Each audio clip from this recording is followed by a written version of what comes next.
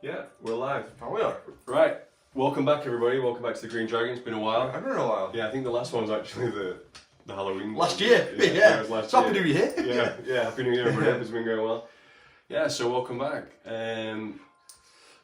We're checking in again, and we're saying, aren't we, that we want to do one a month now, at least one a month. Right. And it'll be Thursday probably. It'll be one Third Thursday club. Yeah, If we can, yeah. Yeah, third Thursday of the month. Or, at least one a month, hopefully, so. Well, yeah, we're back at it. What are you smoking on?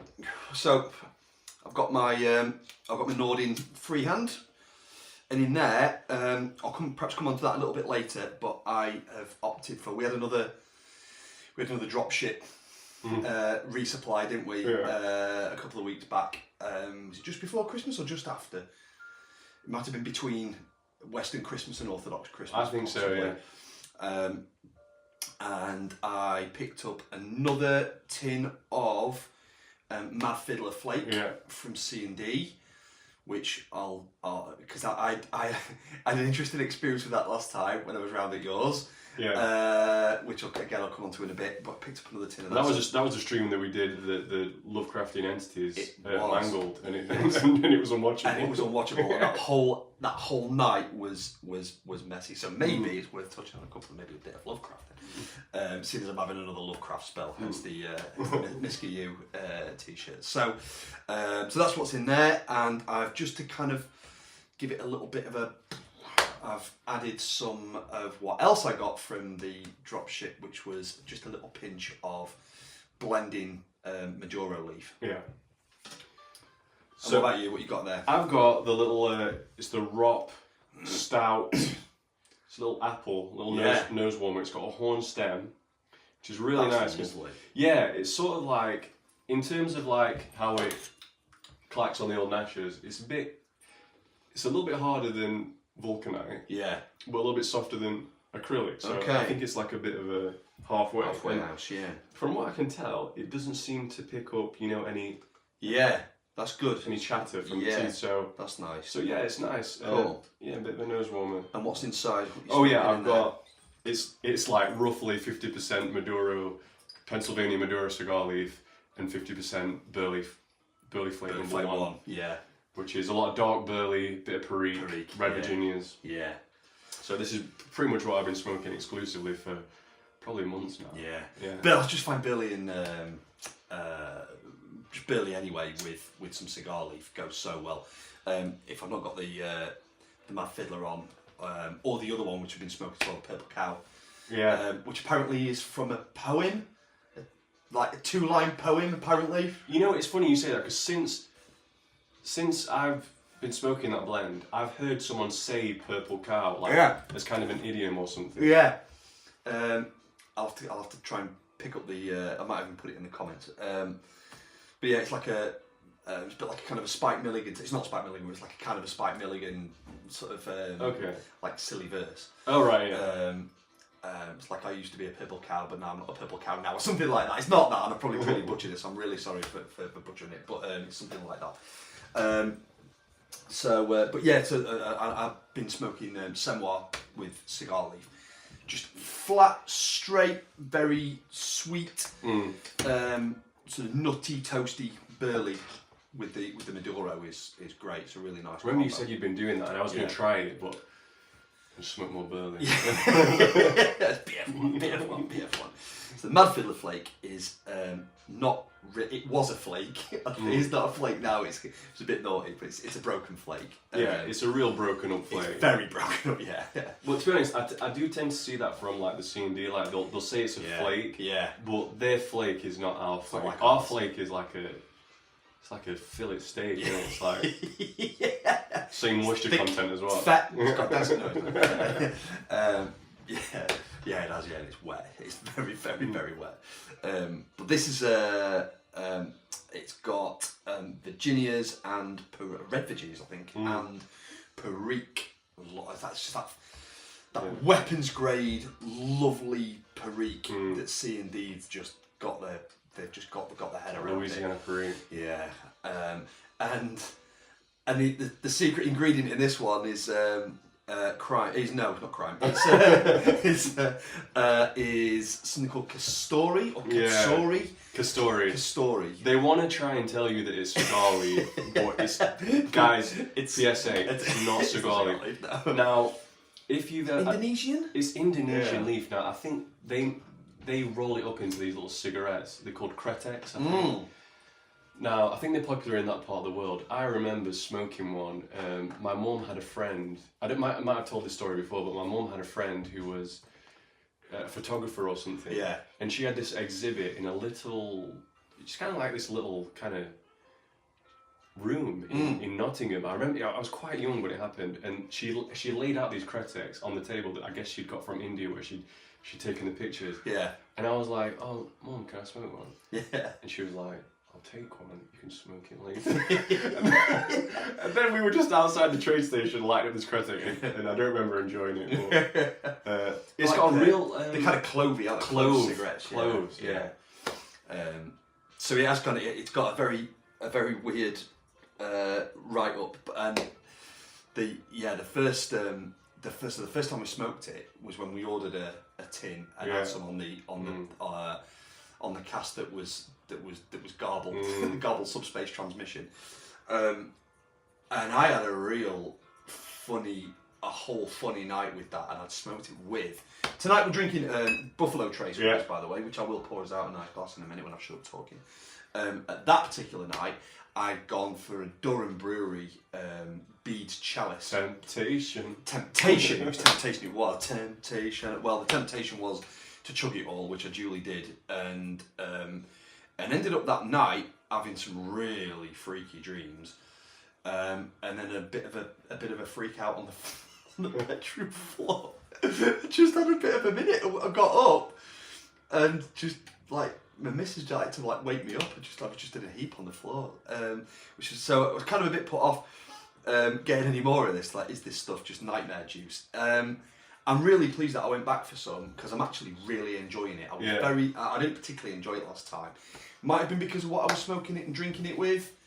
But it seems whether it was just a bad batch or this is a particularly good batch, I don't know. But I'm really enjoying this. Really enjoying it. Yeah, man. I mean, I should revisit it at some point. I've still got probably, the better part of a tin. Yeah. Somewhere. Oh, I can wait on. Yeah, okay. So Matt was straight in, guys. Nice to see you again. Haven't seen you guys for so long. I know. Mainly because I was too busy with work and off YouTube, so happy to be back. Well, it's good to see you as well, Matt. And to be honest, it's been a while since we put anything out anyway. So, but yeah, good to see you again, Matt. And this is a new one: Sandra's Spicy Spanish Salami Sandwich. Just dropping in. Great name. Just dropping in to leave a thumbs up. Well, gracias. Gracias. Yeah, so, one thing we were going to talk about is the new, thank you, man, is the new Eggers flick, the Egg Kino, Nosferatu. Not a new film as such. No, a remake of a classic. Yeah. But, a banger. Yeah, so I saw it twice, once with you, and once with a friend, and... Yeah, I remember that day when you were watching it, and I'd said, "Do you want to watch it like at such and such a time?" And you were like, "Oh, I've already booked the thing," and I was like, "Oh, never mind." And then I was out with the kids, and it was a particularly cold day, and they were like, "Oh, it's too cold, Dad, it's too cold," and I was like, "Right, I'm leaving the kids with my sister. I'm going to watch this film." And I got there, and I was like, "Oh." Can I still get into the Nosferatu? She went, "Oh, it's been on for 9 minutes." And I was like, "Yeah, it's fine." So I walked in, I go up one aisle, looking for you, don't see you, go up the other aisle, and I see you there, and I go and sit down next to you. I'm completely oblivious. I'm totally sucked into this film. And I saw this this usher like come up the stairs, like charging up the stairs, this unit, ready to like snatch me because I'd taken some food in from elsewhere. And then he just comes and sits next to me like, what the hell is going on? Oh, it's Harry! Hello! But yeah, Eggers is it his fourth film now? He did The Witch first, didn't he? Witch. He did Lighthouse, Northman, and so fourth. Fourth. Yeah. So yes, the remake, not necessarily a remake, a reimagining maybe, if you want to say, but there's There's a couple of versions of Nosferatu now. The original being F.W. Murnau's silent. From the 20s. 20s, yeah, I think like 20s, 30s, yeah, either late 20s or early 30s. And a bit like the kind of Cabinet Dr. Caligari, like it's a silent horror, and it was kind of like a bit of a waymarker. You know, it's like there was nothing really like that. And it's kind of spawned a whole load of vampire flicks. And obviously, it was basically like an unlicensed adaptation of Dracula. Right, exactly. Yeah. It's obviously the Dracula adaptations and the Bela Lugosi's all came later. Yeah. Yeah, it was. I mean, the first thing you get with Eggers is like it's just got an amazing eye. Love his eye. You know, the way he frames a shot, the way he draws the characters up and their interaction with each other. Script is really good. Casting's just absolutely tidy. So neat and tidy. Yeah, I mean, I think the thing about Eggers is, and you can say it for all of his films, they're meticulously researched and the attention to detail, like things that you wouldn't get on a first or even second viewing, but just like extremely rich with detail that has a lot of meaning if you take the time to look into it. It's the same with all of his flicks. Yeah. And the tone, like the way that like the hue of the shot, you know, it's not. It's kind of got this sepia overtone to like it. A bit desaturated. Yeah. Which is really cool. They've got there's quite a few scenes with pipes in there.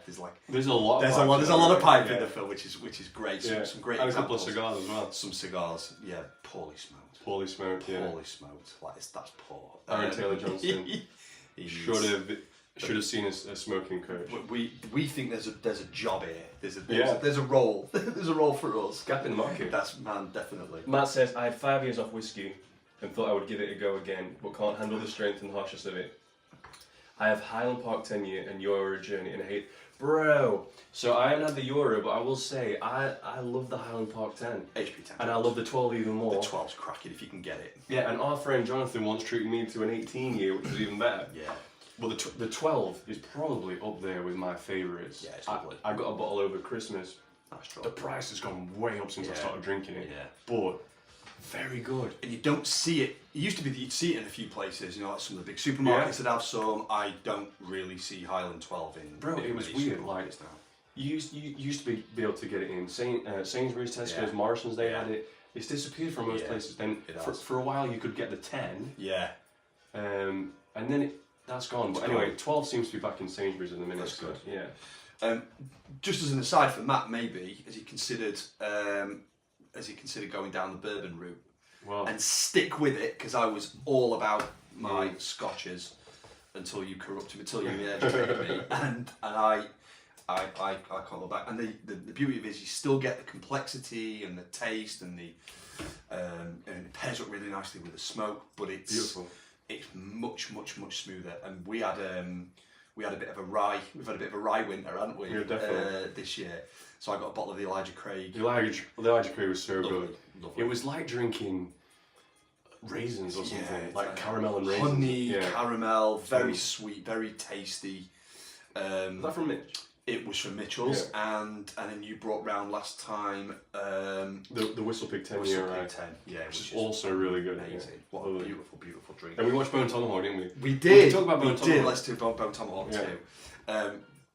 So maybe kind of focusing on the just going back to the pipes. Some interesting shots when he goes into the Derevnia, the wood, like the little wood in what I think is probably Bukovina, which would be in the north of on the borderlands between Ukraine and Romania. In fact, you go up one side, it's Ukraine. You go over Romania and down Ukraine. In the little winter resort, but in the mountainous regions where the monasteries are, and like this just full of Tartars that are all they've all got the big rustic pipes on. But compare that with Willem Dafoe's, I don't know why I called him Willem Dafoe's Jaeger. Yeah. Is Jaeger pipe, which sort of like very engineered and it had had a wing cap, didn't it? Yeah. And it had a chain attached to the wing cap, and the chain spiraled all Yeah. the way up. I don't know if that was supposed to be an alchemical symbol, you know, like the what do they call the snake around the staff? It's on ambulances. Yeah. But it's also like the it was the symbol that Asclepius. That's it. Yeah, Asclepion or something like that. Yeah. It's also Jesus on the cross, by the way. Like when you see that in the iconography where he's serpentine. Yeah, his body's given a kind of like a serpentine kind of curve to the way it's hanging. Like Moses and staff. And it's the staff in there. Yeah. And it's also the snake in the tree in Eden. Yeah. So. But yeah, cracking film. Really, really enjoyed it. But yeah, I feel like Bone Tomahawk's a good route to go down. Yeah. So I'm a big fan of westerns anyway. Big fan of Kurt Russell, and the premise basically being that this guy David Arquette is out and about with his prospector, who looks like a prospector friend, Sid Haig. For those of us who like horrors, Death of a Thousand, House of a Thousand Corpses, and Devil's Rejects.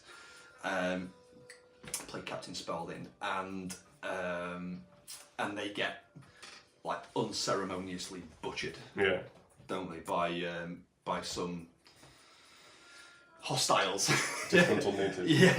Some natives, and as the kind of the story develops, it turns out that Kurt Russell's the lawman in this little town. It's just a tiny little town. And then these killings start to take place, and they're all sort of showing the same kind of signs. They've been like butchered to bits, and like been scalped, and they've been ripped up. And it's like they're like animalistic, aren't they? The killings, they're not just brutal, but they're wild. Yeah. So and then the she's like a doctor, and she's like a medic. It's Patrick Wilson, isn't it? Patrick Wilson's wife. That's right. He's broken his leg falling off the roof. Doing some roofing. Yeah. She is kind of like the town doctor. Yeah. And she's called to see to David Arquette, and that's right. Because Kurt Russell shot him. That's right. Because he was coming into town acting shady. Yeah. That's right. Then anyway, and then over the course of the night, they find that she's gone missing. Yes. David Arquette's gone missing. Stable Boy's been killed. That's right. And so basically, like the narrative is a pretty simple rescue mission. Yeah. But it's not so much about the narrative; it's more about the atmosphere that it builds and the way that it subverts expectations. So I got shades of Blood Meridian. Well, yeah, it draws a little bit. I was just about Diet Blood Meridian. Yeah, it's Blood Meridian Light. Yeah. But it's this kind of, because you've got like the old kind of spaghetti westerns like with Clint Eastwood and Bronson and whatever, and they're gritty in their own way, but there is a hero narrative in there. Yeah. There's a clear good versus evil kind of narrative usually, but in retribution arc. Yeah. But in this, it's just like hostility, just like the way that Blood Meridian portrays like the hostility of the environment and the people that inhabit the environment. It's the same deal with this. Yeah, very much so. And lots of kind of tropes or conventions are kind of subverted. Yeah. So, like turning characters later and but and again, like the way it's shot, it's very very stark. That's the thing I got with it. Like with Blood Meridian, it felt like every page, it's like the entire environment that they're living in is hostile and is trying to off them. And it's like even when it's kind of describing like sunshine and mountains, and you think it could be like quite nice. It's like it's bleached, bleached, stark. Yeah. And so what you're either getting like the real harsh beating sunlight, or otherwise scenes of pitch black, because he made a use of a lot of good natural light. Like the campfire and the matches. Yeah. So. Yeah, it's a particularly good scene where he kind of foreshadows it. He said, anybody that we're going to set a perimeter up. Yeah. Anybody that doesn't identify themselves is basically they're here to kill us. Yeah. And these two guys come up and they got like these. He said, strike a match so we can see you. Yeah. And these two goobers like amble up, don't they? Like light these matches up. And eventually, cut a long story short, this guy's like, he's not having any of it at all, is he? And he just blows him away. Yeah. like you idiot, what are you doing? It's like we didn't know him. It's like, well, one of them was wearing a crucifix. Yeah. So he makes them bury him, but yeah, it's so there are bits in it that are actually quite like very dryly and darkly funny. Yeah, there's a lot of humour in there. Yeah. But the guy with the itchy trigger finger, he's wearing all white. And That's right. He's pristinely dressed. Do you know who reminded me of? Buster Scruggs. Yeah, exactly. But dandy. When you see that in a western, you think that's the good guy. He's the good guy. Yeah, that's right. Yeah. But he goes out heroically. Yeah. Yes, he does. Yeah, he does. So he kind of redeems himself in the end. Yeah. But his behaviour doesn't really match up with his attire. And yeah, it's kind of jarring. Yeah. Yeah. We've got Highland Duncan on. Good to see you, Duncan. Welcome back, bro. All different in our own taste. Our own taste buds. That's what makes pipe smoking and whiskey interesting. Yeah, 100%. Definitely agrees. Yeah, Matt definitely agrees. He just wanted an opinion on Jim Beam.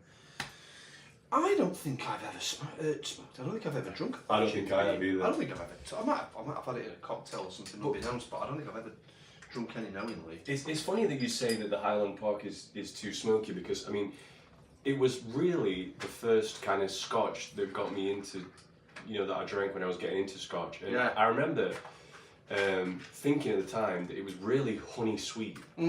It was really honey sweet. I remember thinking that. And then this bottle that I just had over Christmas, I don't know if it was because I also had the Ardbeg, which is basically a smoked bomb. Yeah. I had the Ardbeg Wee Beastie, which I think is a 5-year. But I started to pick up some smoke in the Highland Park 12. But I gotta say, man, I thought it was well balanced. Yeah. I think it's a really well balanced whiskey. Like, especially on this time around, I think the sweetness and the smoky peatiness, and maybe like a touch of like a floral, like heathery kind of a note. Yeah. I just think it was the flavors were so well balanced. And personally, if someone were getting into Scotch, I would say you could do a lot worse than Highland 12. Well, to me, a couple of things. I mean, I love a peaty whiskey. I'm really, really very partial to a Speyside, and I love the Lafroig, and I love the Lafroig. It's special, which is like the overpeated one. Right. And it's really it's like drinking pure Latakia. Love that as a drink, but I get why some people might not be all that into it. Yeah. I don't know if they're still around because I've not seen any for a long time. But Glen Nevis Distillery used to do a drop called Dew of the Mountain, and that was that's West Coast, and that was just an absolute delight. Very, very, very easy drinker. And I picked a bottle of I can't remember if this is the 10 or the 12 year that I got. I think it might have just been the 10 while I was up there hiking on the West Highland Way. And that was outstanding. That was a cracking drop. Again, very sweet, very well balanced. Not a lot of peat, but just a little hint of smokiness. But it was that was again, if you're kind of getting back into whiskey and you don't want something that's too heavily peated, if it's still around, because I've not seen any to buy for a long time, even in just pure whiskey shops. Like we've got one up the road in Bakewell. They didn't have any last time. We Dram, yeah. We Dram, yeah. And but that was a great drop, man. Yeah, Dew of the Mountain. Yeah, it was good. So we've got so Matt's saying, I just think you need to condition yourself to this again. Yeah, maybe. I think definitely there's an acquired taste kind of thing to it. Duncan says, he's not for him. It's Jim Beam. He's got a very unique taste. Not really explored bourbon that much, but likes the earthiness of a Scotch whiskey. Leads Towards Speyside and Harlem. I'm just an absolute sucker for Speyside. I love them. Yeah. I absolutely love Speyside. When I'm not drinking bourbon. Yeah. We like Bunnahabhain too. I don't know if you can get good. Bunnahabhain. Destroyer. Yeah. I'm sorry. Beats me. Yeah, but it was good. Yeah, very good.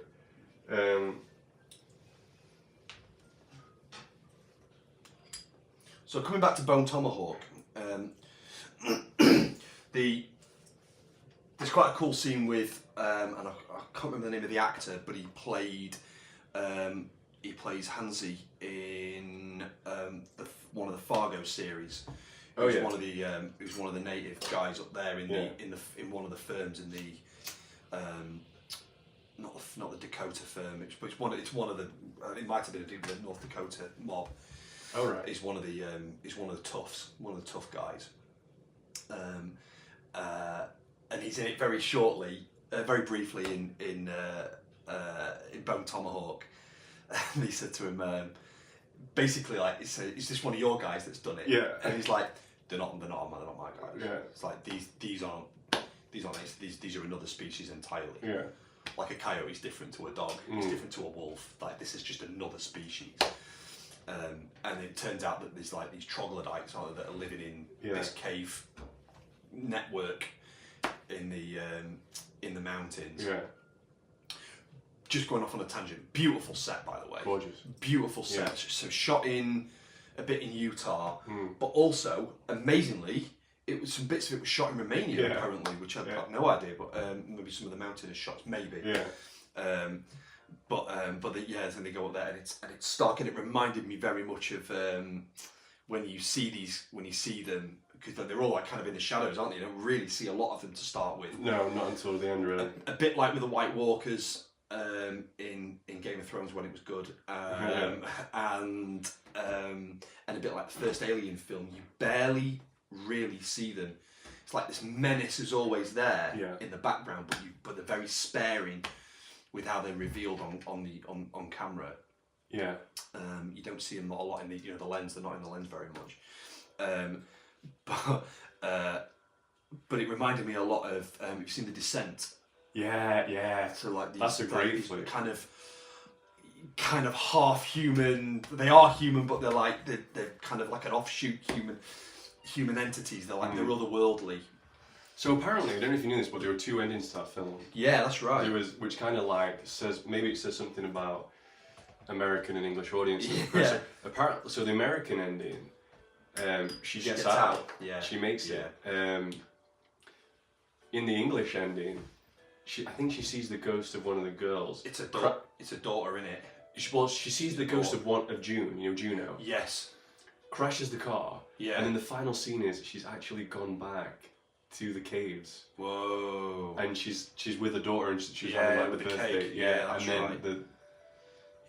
the Smeagol's are closing. The Smeagol's. That is a great flick. Yeah. That, I mean, just like the way, is it Danny Boyle? No, it's Neil Marshall. Neil Marshall. Did, Dog Soldiers. Dog Soldiers. Yeah. The way it's so claustrophobic. Yeah. The tension that it builds up. Phenomenal film. Yeah. I've seen that a few times. Go back to that. Yeah, great film. Yeah. And again, they're quite, to start with at least, it's quite sparing with how they're kind of introduced. Like this thing with the horror aspect is like once you've seen them, you've seen them. You know, that's it's like thing. how you bring them in. Yeah. Keep the menace there, keep the tension. Exactly. Actually. Nothing's going to work you up more than your own filling in the blanks, or your own imagination filling in the blanks. If you've shown it, game's up, Yeah, for sure. Yeah, so just coming back to the back, because I mentioned about picking another tin of Mad Fiddler up. Man, so pleased I did. So pleased I've stuck with it because I'm really enjoying this second tin. And apparently they do. So this is one of like a range that they've done, wasn't it? With the Elder Ones range. The Elder Ones range. Yeah. Which is all kind of refers back to Lovecraft. Yeah. Harry and I both. I mean, Harry's just like he's a Miskatonic professor. I've been a fan for a while, I'll say. Yeah. Yeah. Probably back to my early 20s, maybe even late teens. Yeah. And I can now say I've always been a fan of Lovecraftian stories, but it had come through to me in all the 40k stuff in the Warp, and all the sort of body horror stuff. It was like Reanimator, but I'd never really read the books until like a year and a half, 2 years ago when you got me on it. And so the Mad Fiddler, it's all about the music of Eric Zahn. Yeah. They do another one as well, which is Mad Arab. Oh really? The Abdullah Hazred, yeah. Which, by the way, is not an Arabic It's not an Arabic name. name. It's just something that Lovecraft. What does that mean then, Howard? Like, yeah, I don't know. Sandy. Yeah. But yeah, it's so cool, and we've for just before Christmas, I said, "Oh, go on, we'll pick up," because we're both fans of RPG, bit of tabletop. Yeah. We decided we'd make a start, didn't we? So yeah. We've kind of got many big ideas about the campaign, but I'm back on the stories. I've got a compendium of all the Cthulhu stories for my birthday in a nice hardback, bound hardback cover. It was really nice. I thought this time, 'cause I've been away for work for a couple of weeks, I thought rather than when I get back from work and just go to the hotel and just put a film on and just vegetate for an hour or two, thought instead of doing that this time, I'm going to take my Cthulhu starter set, which has got quite a nice solo campaign, do some rolling, create a new character, and see where it takes me. And I got really, really into it. It was really good, really good. Passed a couple of hours easily. Yeah. That much, so much so that I was like, right. The next time I was like, I can't wait to get back. I can't wait to get back and get playing again. Yeah. So that's next on the I mean, list. you GM'd me through one of the solo things, and I had a lot of fun with that. That was good. Yeah. Yeah. So there's a couple more to go through. So yeah, we'll keep you guys posted with how we get on there. We've got Mushroom Leg. Hello, boys, just from Cleveland, Ohio. Oh, good to see you. Good to see you. Thanks for joining us. Yeah, welcome, bro. Thanks for joining. Very welcome. So yeah, just coming back to the whiskey thing though, bro. Because not that long ago, I think it might have been maybe 2 Christmases ago, you got gifted some Welsh whiskey. Yeah, it'd been my birthday actually. Yeah. Penderyn, it was called. Penderyn, yeah. Yeah, Dad got me. It was 3, wasn't it? Yeah, Dad had gone to Wales and he brought it back for me. I'm sure it's for my birthday. It was 3, yeah. Yeah, I remember enjoying it. Oh, no. Yeah, they were good. Probably wouldn't be in my top picks, but I enjoyed them. They were good. Yeah, and Dad, actually, I think the Christmas of that year, he got me a Japanese whiskey, which was absolutely lovely. I can't remember the name of it at the minute, but it was really good. And yeah, actually, I think on that same birthday, me and Dad went out in Sheffield, and he got me some Suntory. It was Hibiki, maybe. Yeah. Yeah. Get a bank loan first, like. Exactly. Yeah. I know. Yeah. I got stung for 31 quid. I remember you saying probably that. in the middle of town. Was that Japanese? It was Japanese one. Yeah. Yeah. That was a 20 year. Ooh. Yeah. So no, yeah. We walked in and we must have had like mugs written all over us. Yeah. Like 2 Paris market. It was in the market pub. Yeah. Yeah. Said it was me and Dominic, and he said a friend of mine, and we must have just had suckers written all over our forehead. And he was like, you lads, you pair of sloshes. I mean, you pair of paying customers like a couple of whiskies. I said, oh yeah. What you got? He said, so I've got some lovely scotches. I said, yeah, go on. Yeah, let's have a look. Yeah, we've got some. They got some nice Jura. They got some nice Highland Park. They got some nice. Aberlour, they've got a 20-year Aberlour. So, oh yeah, lovely. They've got some other nice Speyside. He said, oh, we've got some others as well. I said, yeah, do you proper led us down the garden path? Do you like Japanese whiskey? Yeah. That happen, I do. As it happens, my good man. My publican. Hi. Yeah. Ohayou gozaimasu. Yes, I will have it. What have you got? He said, you'll love this. Poured them out. I said, your money's no good to me, Dominic.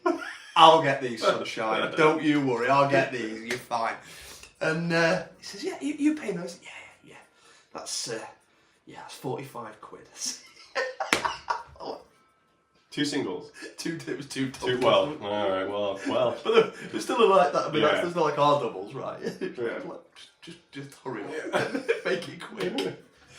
But I enjoyed it. Yeah. They were good. I thought I'm going to force myself to enjoy it. But yeah, that was That's a tabernacle and a half over here, isn't it? bro. Honestly, yeah, that it really was like. I like whiskey. Do I like whiskey that much? Yeah. and ever since then, when I was out drinking with my boss for the Christmas party, and he says, "Oh, I never drink whiskey when I go out into the pubs now." He said, "Yeah, they charge too much for us." They do, they really do. Yeah. Yeah. But I've got to say, I mean, I've kind of been getting into beer a little bit. Yeah, I mean, that's kind of right. I don't like to drink too much because it gives me a hangover in a way that whiskey doesn't. And I know that sounds counterintuitive, but yeah. So I've been getting some from the Bradfield Brewery. I was enjoying the Christmas special that they were called Belgian Blue. That comes round quite a lot. Yeah. Yeah, so they do have it over Christmas, but they kind of bring it in and out over the year. They've still got some in it, Mitch. Yeah. So you're finding summer they'll bring it back on. Yeah. And the brown ale that they do, the brown car, that is lovely too. And also the stout that they do. Yeah, they do it with and without vanilla. But both are nice. Both are really good. And I picked up for the Nativity Feast, picked up a bit of a selection of different beers, and also so I got a couple of the browns. They also do, it was it wasn't those, it was Acorns, and they do and they did.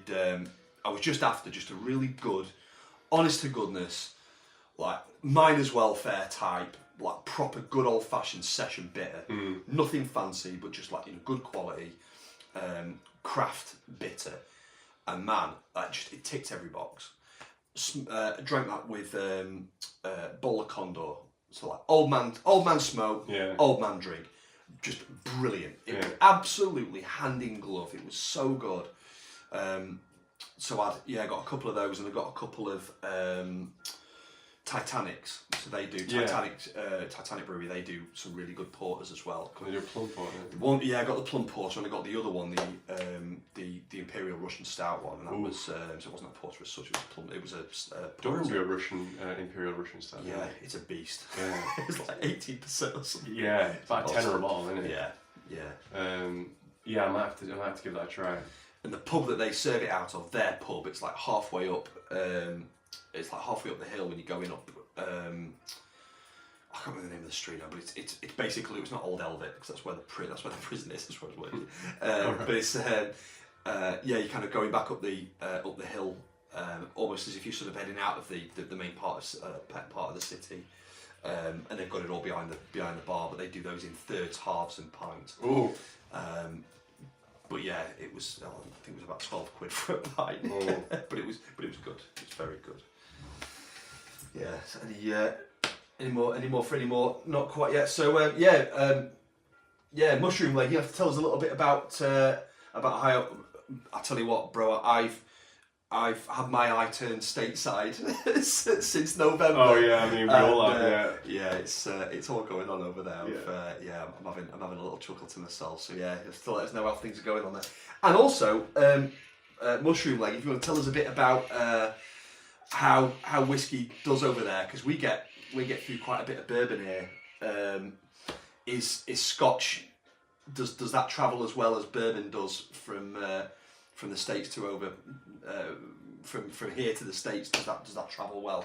I wondered if you guys drink much Scotch over there. But yeah, in terms of the beers, man, I'll tell you what, I'm a big I'm back on it. Yeah, me too. I'm going to grab the old. Yeah, of course. Yeah. I've got Evan on. Have a good one, lads. Yeah, good to have you join us, Evan. Oh, Evan. Yeah. Oh, I think that's Evan from work. Thanks for joining in, man. Yeah. Good to have you on. Yeah, stick around if you want. We'll talk about it tomorrow. So, one of the things that cropped up, it was a question that came through the cigar group chat that we're part of about flake. New smoker, new pipe smoker, I should say. Yeah. And he's been smoking a lot of ribbon and shag cut, and he said, oh, I'm struggling with flake. You know, what is it? You know, why can't I keep it lit? Well, we did a video a little while back, didn't we, about packing and lighting, and particularly flake's a bit of a funny one. It can be a bit of a funny one with getting it lit and keeping it lit. Yeah, I mean, I remember the first time like getting newly into pipes and just looking at flake and just thinking, like, do that. Yeah, never seen anything like that. Don't roll it up. Yeah. Just no idea, but yeah. So should we go into that? Yeah. I mean, could be that, you know, we're kind of, you know, preaching to the converted here, but yeah. So I mean, particularly this side of the pond, as we were saying earlier, the flakes that we get over here is certainly different from what the American flakes are. I mean, like we were saying, when you get the American flakes, they're typically what we would call a broken flake. Yeah. So I mean, it's halfway towards ribbon anyway. Mm-hmm. But when you get, so like this, for example, yes, that's classed as flake. Yeah, but when you get a flake over here, it's what, you know, they've had the tobacco leaf and they've pressed it into these bricks, these dense bricks, for, you know, I think days, weeks at a time. So they're solid, and then they'll slice off these, you know, slices from the brick. Then they just give it to you like that. So when you get the flake, it's like a dense, moist slice of fruitcake or something. Really, yeah. It's really wet. Yeah. Really wet. So the first thing is you've got to rub it out. So you've got to put it in your palms and you've got to put some pressure on it and break it up, and it will break up into the strands, you know. And it's worth giving this a good, you know, I'd say 15 to 30 seconds really to really rub it. Some need rubbing out more than others. Yeah. I tend to find, I don't know if you agree, but there's a couple that are notorious. I think pretty much all the Gowith Hogarth ones tend to be really moist, especially the Bob's Chocolate Flake. Oh yeah, tends to be full of it. Navy Flake can be quite moist as well. But there's an interesting kind of thing about it, is that so Gowith Hogarth are based in Cumbria, right? And Cumbria is it rains all the time. It's so wet, it's windy, beautiful part of the country, but just really, really wet and windy. So if you're smoking it outside, it's basically you want it to keep going. Yeah, right? shag's not going to do well. It's not going to do it. Whereas with this, because of yes, it's moist, but it's oily and it's heavy. Yeah. So once you get it going, you don't have to necessarily rub it out quite so much. But once you've got it started, it was the same with the Navy rolls. You know, when you've got those started, they keep an ember going for a long, long time, and they don't get affected by the wind anywhere near as much. So when you're smoking away, when the wind's blowing into your pipe and it's burning hot, you don't get the same kind of effect anywhere near as much. I found, at least, with the Gowith Hogarth flakes, and with the STG flakes as well, like the University Flake, Peterson University Flake. Yeah, I found that to be very, very moist as well. That was the same. If you've broken it but not rubbed it, and you're out and about and it's windy, it's brilliant. Yeah, it doesn't get hot. Definitely. I mean, yeah, it can be. If you're smoking anything like a shag or even like a thin kind of ribbon outdoors, especially if there's a bit of a wind, it's like the pipe gets smoked for you. Yeah. But yeah, so I mean, once you've rubbed that out into a good, into basically you kind of turning it into something of a thick ribbon. Yeah. And then what I tend to do is I tease the ribbon apart and then kind of just feed it into the bowl, and I kind of do it so that all the strands are like somewhat vertical, so I kind of just like gently feed it until it's at the top, and then so that's going to be quite loosely piped in there. And then what I like to do is I'll take some of the remaining strands and press it into like a plug. Yeah. And then I'll press the plug into the top of the bowl, but I'm not shoving it straight down. I'm kind of pressing it in on itself and just applying a small amount of downward pressure, just enough to get it to seat. Yeah, just to get it to brim the top of the bowl. And then what that does is, and I go into this in the video, there's a tighter plug at the top, and that means that the strands, there's less space between the strands, and that means that's going to help you get it lit, but it's not going to burn away too quickly because there's not enough air for it to just like combust. And so it's going to burn. And if it's an English flake, it's going to take some lighting. But once you get it lit, it will be going. Yeah. And then that plug will burn away, and then you're left with the more loosely packed tobacco that you went in first. But then that's where the tamping technique comes in. Yeah. Where you don't resist the urge to just ram it in. But use the tamper to go in from the side and press in towards the centre, and you make this kind of a cone. Right. Which is kind of replicating the plug that you put in the top. And so then you it's like a rinse and repeat kind of thing. Yeah, and the other thing as well, because that's a great shout with how you get it, getting the cone similar to a cigar as well. When you got the ash off the cigar and you got that lovely cone on the top. Exactly. But the other thing as well that you're doing around the outsides of the pipe is where it's cooler, on the inside of the pipe is where the heat is. So what you're doing is you're kind of lifting that. You're lifting that tobacco away, and you like keeping the heat a bit more even inside the bowl. Yeah. And it does really, really help. I find that easier with a check tool than a pipe knife. Yeah, definitely. And the reason being is that with the check pipe tool, the shaft of the tamper isn't in the centre. Yeah, it's offset. It's off to one side, so you can use that kind of like leverage a bit more. Yeah. To go from the side inwards a bit easier. Yeah. But it's it's a good shout, and I think the thing that I love the most about a flake is that if I'm going out for a couple of days and I just want to keep it in the old pouch, I can just like chuck the flakes in and I know they won't dry out. They'll be okay for a couple of days. I've got a ribbon cut in. There's a bit of a danger that they can over dry a little bit. Definitely, yeah. The flake will keep its moisture a lot more for sure. Yeah. And like the next step up from that is taking the plug with you. But right. Yeah, that will really keep the moisture. That's it, because basically you're cutting your own flakes off. Yeah, exactly. Yeah, it's just an unprocessed flake. Right. But the other thing as well that I really like about smoking flake is that you've got it's like another bit of the process. There's another bit of the art. And we talk about a tin note. Yeah. We talk about a room note. We talk about the notes from the tobacco as you're smoking it.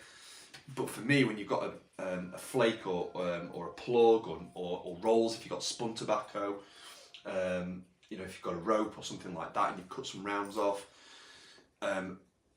Maybe not quite so much with because you can just stuff those with rolls, but with flake especially, when you're breaking it up and rubbing it, you get it all over your hands, and you're starting getting those notes straight away. So you got the tin notes, but as you're rubbing, you've also got like rubbing notes. You've got it on your hands, and then as you're getting that near your pipe and like your hands are near your mouth, you've just got another hit of the flavours. It's like another step. It's like you're just like enjoying it all over again. Yeah. And I really like that about flake. Yeah, just the extra steps of the preparation just adds to the ritual. And it's nice. So Mushroom Lane's got back. He says there's bits of deep country, awesome restaurants and concert venues in the city. I live right on the Lake Erie. Lake Erie, lovely. Not much of a drinker though. Okay, fair enough. Drank was Jameson in my teens to get blackout drunk. Yeah, that'll do it. Yeah, Jameson's will do that. Yeah. Irish. Yeah, it's good. But yeah, we seem to be gravitating quite a lot towards the frontier whiskies. Yeah, definitely. Have for a while. Yeah, drinking more rye than I used to. Are you smoking tonight, Mushy? What have you got on the? What pipe are you smoking? What's in the bowl? Let us know.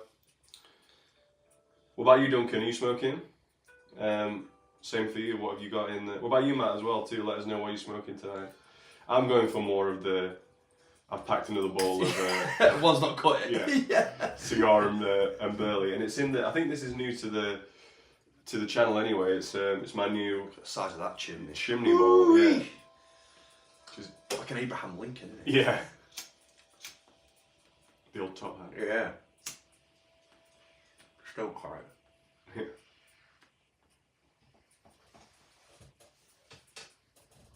Yeah, you really get a lot of leaf in this thing.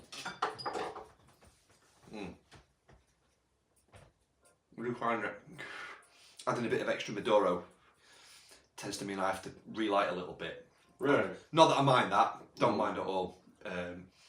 But it's I do just that little bit of extra oomph with some cigar leaf. Definitely put some kick in it. Yeah, really bold, really. And I do find I am cutting and blending tobaccos a bit more than I used to. Yeah.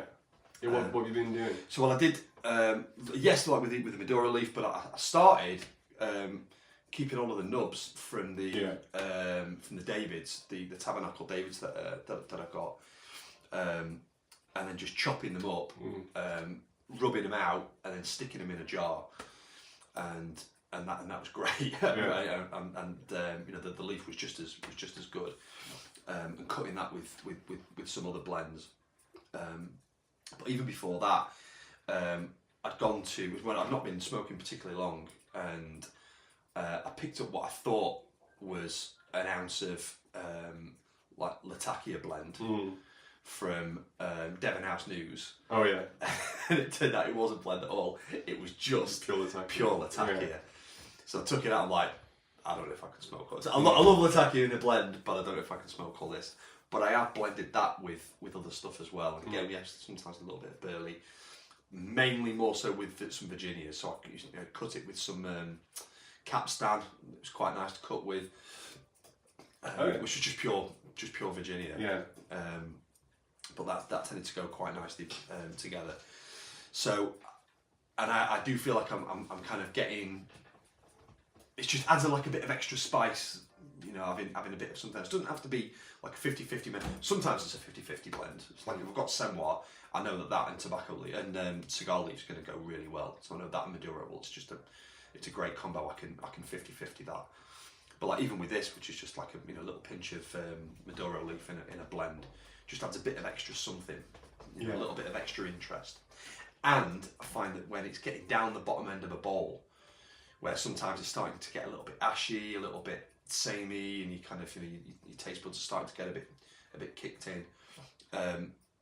Having that extra bit of leaf sometimes just opens up a bit of extra something at the last sort of third of a bowl. Yeah, I see what you mean. I gotta say, I work out sort of in the countryside a lot, and just lately, because we're still in winter, you smell people's fires. Yeah. And whenever I smell a fire, I just think, I could smoke some Latakia. Yeah. But I very, like, when I first started smoking pipes, I smoked a lot of Latakia. Yeah. And now, I very rarely go for Latakia, actually. Yeah. I'm way more into burley, and I have been for a while. Yeah. But I do still like it, especially like night time, if I get like late night smoke, and it's nice, like the Pizza Nightcap. Yeah. Love Byzantium. the Byzantium. Yeah. Just, oh man, what a great smoke that is. The My Mixture, I think, has also got some. That's a great one. Yeah, it has. Yeah. So that's nice, but I think in its. Yeah, I don't smoke quite as much as I used to, but I do still really like a Latakia smoke. And I have to kind of be in the mood for it. But there are some cracking blends out there with some in. So I could probably go for some Squadron Leader. Squadron Leader's still a great blend. Yeah. And that kind of leads me on to something else that was picked up on one of the chats, like the chat themes in the cigar chat was about what kind of blends would you recommend for starters. And I was kind of casting my mind back to when I first started, and Squadron Leader was in there. Also, the Century Rum Maple was really nice, and they were all sort of Virginia forward blends. But there's some crackers. New Prince, Gareth Hogarth, New Prince was really nice. I think it depends entirely on what you expect of pipe smoking, because I mean, there are some aromatics out there which are basically just black Cavendish with some kind of a topping on, like whether it's cherry's a popular one, or vanilla, or maybe rum. But for me, they never really appealed to me. I'm not smoked much of them. I think I always wanted the taste of tobacco, you know. So that's why I gravitated more towards English blends, which are, you know, essentially Virginia's, Orientals, and Latakia. Yeah. And then I moved into Burleys. I remember one of the first kind of blends I was smoking was the Jamaican, you know, it used to be called Rum Flake, now it's called Jamaican Flake from Gareth Hogarth. And I really enjoyed this, like the maple and rum sweetness. But what I really enjoyed was the nutty, toasty kind of burley. That was the backbone really of the blend. And I think that was kind of what got me into the burley, and it's kind of gone from there since. So when I got into pipe smoking, I always wanted a strong, natural tobacco taste. Yeah. So I think people often recommend aromatics for beginners because they're accessible. Yeah. But there are different classes of aromatic. Yeah, there are. Yeah. Yeah. I think there's some particularly good. I mean, I still like tumbleweed. I think that was a really nice blend. Yeah. And I still really like that. Yeah. To smoke. I've not smoked any for a little while, but that's Nordin, and that was really nice. And again, it was one I reordered. I enjoyed it that much. I reordered, which was the Autumn Evening. I thought it was just a lovely, really good quality aromatic. Agreed. Yeah. With like quite a sweet black Cavendish. But I've got to say it, man. What differentiates it from other aromatics is got quality burley in there. Yeah. And it, just for me, it's like, if you haven't got burley in there now, he says I'm smoking a blend that's not got any burley in. But if you haven't got burley in, it's kind of missing something. It feels it to me, at least, anyway. It's missing a bit of meat. It's like somebody puts a Sunday dinner out in front of me and they're missing like gravy or the meat. You know, like where's the chunkiness? I missing some. I agree. I think, you know, burley is probably like the variety of tobacco that really sets pipe tobacco apart. 'Cause, you know, like we've got Virginia pipe tobaccos, but you know, like a lot of men in England that smoke cigarettes, they smoke roll-ups, and you know, they're smoking Golden Virginia, Amber Leaf. These are like, you know, straight bright Virginias. So if you smell tobacco in England, you know, you smell Virginias. And you know, it's not cigar leaf either. Cigar leaf is its own thing. Yeah. So burley, for me, it's like the smell of pipe smoke. Agreed. Yeah, it's what I've come to associate with just smoking just with a pipe. Yeah. Just with a pipe. And it says it kind of for me that the BF1's got some Perique. I mean, that Perique is just, it's so good. The C&D Perique is just amazing. But just thinking specifically the Semoir, the Caporal, it's so good. Yeah. It's got nothing else. It's just burley. Yeah. And it's got complexity. You know, you start off, it's got lots of sweetness and oatiness. It's like I always kind of think it's like oaty biscuits to start with, and as it kind of goes down and it gets a little bit more moist as you're smoking it. I know I'm a really slobbery smoker and I say it every cast, but I am. But because it's so dry, but when it starts absorbing some of the moisture, it takes on a different content. And I messaged you when I was in Cyprus, where it was really hot and humid. I said it's woken up, and I loved it anyway. The Semoir, but it draws on the environment somehow, and it's different depending on where you smoke it and what the weather's like when you smoke it, and it was just outstanding. And I think that says a lot about you can get away with just having burley. Yeah, absolutely. I noticed the same effect actually when I was in Corfu, and in Birmingham I picked up like I think 20 Portegas Cigarillos. Yeah. And I do really think that the humidity did something to like woke up the flavours. Really puts a depth of flavour into it that I've not really noticed over here as much. Well, you think about it as well. Going back to like with the Gowiths, it was made for around, you know, where it was made. You know, what the environment that it's made for is wet and cold and windy. The environment that those tobaccos were made for and grown in was hot, humid climates, You know, it was like, you know, maybe. It's a good point. Yeah, I never really thought of that, but yeah, I can see like, you know, the local environment shaping production, and yeah, I can see that. Yeah. Okay. What, Duncan?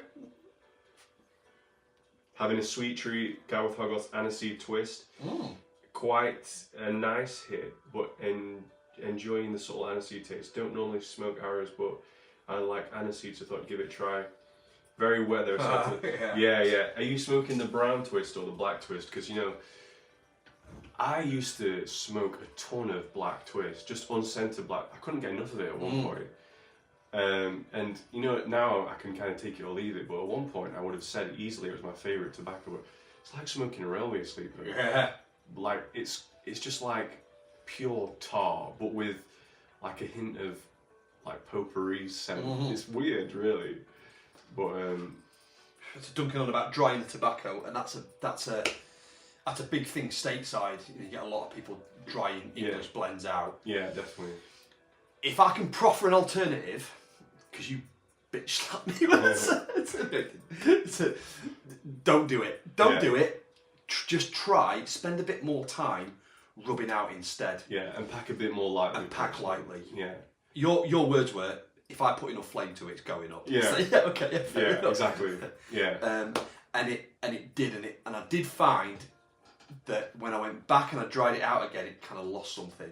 Yeah. After I've been just rubbing more. Definitely, man. I mean, I remember because there was a time when I did dry a lot of stuff, because that was all the advice that I was getting. Yeah. And I remember actually one time you were around, and it was either Body Flake or Navy Flake, which are basically the same blend, except Body's got whiskey and Navy's got rum. And I remember putting them on the radiator to dry out. And I remember then smoking it and just thinking, the topping's gone. Like it gone? Yeah. So just know that to the extent that you're drying those flakes, you're going to lose some topping. Yeah. So yeah, just I say rub vigorously. And Spicy. Then, yeah. And then pack a bit more lightly, not too light, but perhaps a touch more lightly than you normally would. And just keep in mind that this is going to take some lighting, you know, and that's just part of the game. I think once you've got a good coal on top, exactly, it'll burn down nicely. If you pack well underneath, not tight, but you packed appropriately underneath, it'll burn down nicely. Exactly. Keep it. Yeah, I found that. Duncan says he's going with the brown. Yeah, the brown is strong. Yeah. So the black, I think, is brown that's been steamed, or it's been like it's had a longer fermentation. Yeah. The brown is a lot spicier, piquant. It's a Black Irish twist I think I had before, and that was nice, but that was strong. And I feel like I've got quite a good nick. Oh, it is strong, but it really booted me up the balls. I remember one night I was smoking the black twist, and I don't know if I'd packed it very well or I'd not given it enough dry time, but I was really like giving it some light and sucking on it on the bowl, and I was like, you know, barely getting anything. I felt like I was barely getting anything through, but I was doing that for a good probably 5-10 minutes something, and then I was like, I've had enough of this, and I stood up, and it just hit me like a freight train, and I had to sit back down. Sit down, boy. It's crept up on me, but the brown is. If you go back through the archives, back when I used to do reviews, I did a review on brown maple twist, and that was one that I enjoyed. We might do some more reviews in future. I mean, that's a good shout. Yeah, because I mean, just as an aside, I've acquired some new hardware lately with the aim to get into video editing. So yeah, I might contribute to the channel a little bit more in terms of recorded videos, you know, and do some more reviews. Yeah. Yeah. Do voiceovers and stuff, can't we? Yeah, exactly. I think that's a good shout.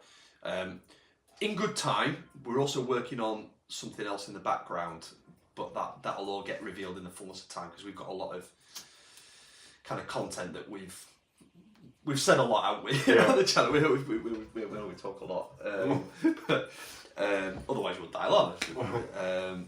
but we think there's maybe some stuff in there that we can kind of boil down and record for the ages. So I think we've got a bit of a project in mind. We've only just started, haven't we? But that I think I'll leave the suspense just for now. Perhaps we'll talk a bit more about that. But we're wanting to kind of make this into a bit more of a regular thing, and to kind of get back, if not as regular as we were when we first started, to at least get in a once a month. And some supplementary videos. Yeah, we've got to do once a month. Yeah. It's just, I know it sounds like making excuses, but it's just so wild how much things get in the way. It's rubbish. Just finding time. It's life. Yeah, it's rubbish. Yeah. So I could do this all day, every day. Oh yeah. But yeah, I think in terms of sort of future content, we've there are things that we can revisit and reshoot, and there's like blend reviews. I'd like to try some more of the they're called the Outer Gods. What they call the elder ones. Elder ones. Yeah. I would like to try a couple more of the blends. And again, if there's anything that anybody wants us to particularly look at, quite happy to take always some advice and some recommendations and some requests. Yeah, always happy to take requests. Questions, anything like that. Yeah. But as things come up, I think lighting is always one that seems to crop up, especially for cigar smokers. Yeah. Cigar smokers are used to everything. And this is going to sound like a criticism. It isn't. When you spend the money that, especially here, you're spending good money on a decent stick. You expect it to light, to stay lit, and to be good quality. In terms of the construction, and it's not quite that easy with a cigar, with a pipe. No, you're responsible for the way that bowl is going to smoke. Yeah, I mean, like you say with a cigar, you kind of relying on the roller that they've done a good job and everything. Yeah. So there's not much you can do. You just got to hope and trust. Yeah, trust. But you have a lot more agency with the way you pipe smoke. So. Yeah. So with that, I think there are things that some little tips and stuff. But it really just comes down to the stuff that we've picked up whilst from other channels like Mutton Chop and Alan, Professor Alan. Not heard from him for a little while, but although I think he's back doing videos again. And other Spurgeon and other pipe smokers that have kind of come up with some good tips and stuff that we've just kind of worked out from under our own steam. But yeah, things like lighting and maintenance and all that kind of stuff. There's probably some useful stuff in there for the new pipe smoker. Good. Yeah, it's been good to have you back on, Duncan. Yeah, definitely. Man. So yeah, hopefully we'll get. Well, not hopefully we will be on. We will be on next month. So we're going to come up with some more topics for next month. We've got perhaps some more whiskey or some more bourbon and rye reviews as well. Maybe some beers as well would be good. Pairing it up, different drinks. So we'll try and sort of chop it and change it a little bit, keep it fresh. But yeah, hopefully we'll see you guys on the next one. Yeah, and thanks to everybody for joining in. It's been great. It's been a blast. And sticking with us. Yeah. I know we're a bit flaky, but we're no pun intended. But we are going to be we're going to be a bit more active in the next couple of months or so. Yeah, definitely. So yeah, it's been good. Thanks again, guys. Thanks again, and see you on the next one. God bless.